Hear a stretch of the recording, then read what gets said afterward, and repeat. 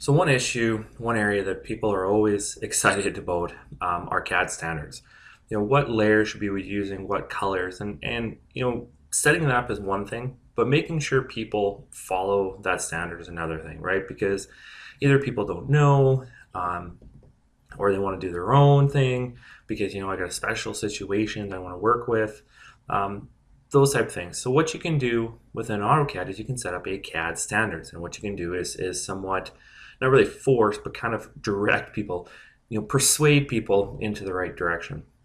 So I have a drawing here, and what I've done is I've configured the layers the way I want to see them. In fact, what I did is I just took my template and opened a new drawing. What I'm going to do is I'm going to save this as a standards file. So I'm just going to go to my application menu here, and I'm going to go and I'm going to save this as a drawing standards file. Now you could just do a save as and just change the extension. It really accomplishes the same thing. So here it's set to a AutoCAD drawing standards file. So what we're going to do is we're going to call this my standards, and what I'm going to do is I'm going to save this file. Now what the standards file does is it contains the layers, the dimension styles, the text styles, and the line types that you want to use to compare the drawing to. So let's open a drawing here. Let's just take one of these drawings. Let's take this one here, and what I'm going to do is I'm going to attach my standards file here. So I'm going to go to my Manage tab, and on my Manage tab I can see a little CAD Standards panel here, and I'm going to configure this because what I want to do is I want to attach my standards file to it.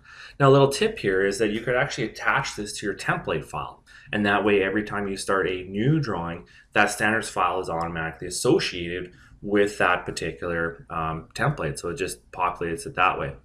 Another thing here is that once a standards file is attached, it's associated with that drawing until you remove it. So the idea is even if you close and reopen, it's still there. If you're doing a pack and go or any type thing like that, then that's another file that will get included with that. So it's just it's like an external reference or an image that kind of piggybacks and follows the drawing around.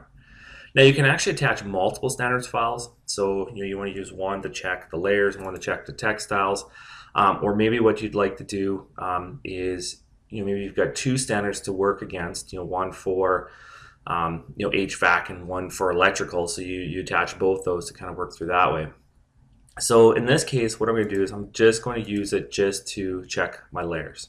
So I've attached the standards file. You can set the order, obviously, if you've got multiple ones, and I've configured this just to work with the particular layers. Now, if I take a look at my settings right now, what I'm doing is I'm going to display the standards status bar icon. So that's going to appear down at the bottom corner there. Notice I can also display alert upon standards violations. So I'm going to click that so that it pops up little messages. And I'm going to show ignored problems for now, and I'll come back to this in a second. So I'm going to click OK. And what I could do is I could check the standards right now. But just to show how you can check the standards anytime is that I can come up here and I can do a check.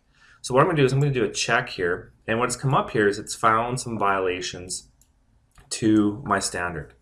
So what it says here is that layer A, Anno, title, the properties are non-standard. So it's saying that these don't match because what it's saying is the current value is blue and the standards file is saying it's cyan.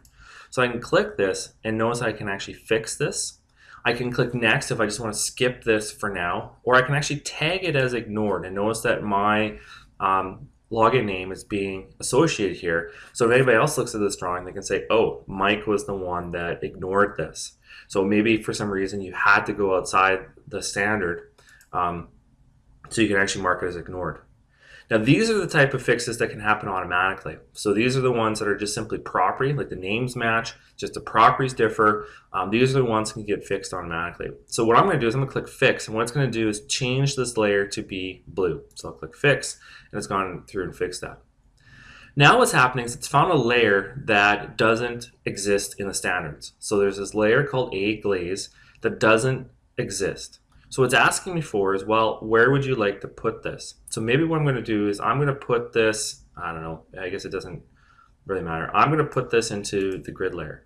So now what it's going to do is take any objects that are on that glaze layer, it's going to move them to the grid layer and then get rid of the glaze layer. So we'll click fix.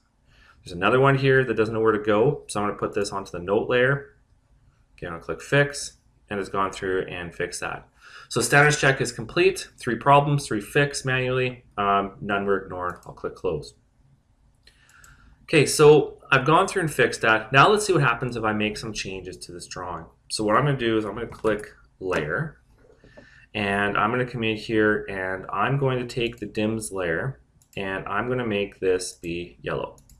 So I'll click OK, and notice that immediately, because of my settings here, it's gone through and actually said this does not comply with the standards. And that's because I have that set up as notification. So the minute it happens, if I left it just as the icon, what would happen is you get a little bubble pop up that it occurred. So it all depends on the, I guess, the strictness or the amount of in the face you want when you're checking your standards.